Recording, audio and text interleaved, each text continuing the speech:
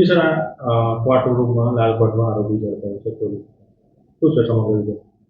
સમગ્ર વિગત એવી છે કે લાલકોટમાં રજિસ્ટ્રાર દ્વારા એવી ફરિયાદ આપવામાં આવેલી હતી કે તારીખ 18થી લઈને તારીખ 22ની વચ્ચે કોઈ પણ સમયે કોર્ટના દરવાજાના નકુચા તોડી અંદર જઈ અને અંદર આવેલી જે સરકારી રેકર્ડની તિજોરીઓ હોય એ પણ તોડી સામાન વેરવિખેર કરી નાખવામાં આવેલો અને એવી ચોરીની કોશિશ કરવામાં આવી હતી, ઘરફોડ ચોરીની.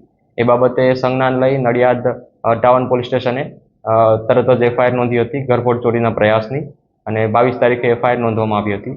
અને ગઈકાલે એટલે કે 24 તારીખે તપાસ કરતા હ્યુમન સોર્સિસ અને ટેકનિકલ ઇન્ટેલિજન્સના માધ્યમથી જે ઘરફોડ ચોરીનો જે આરોપી છે જયેશ તળપદા છે એમની ધરપકડ કરવામાં આવી છે અને હાલમાં એમના રિમાન્ડ માટેની તજવીજ શરૂ કરવામાં આવી છે. જી સર, માહિતી એવી છે કે કોર્ટમાં દારૂ પીવા માટે ગયો.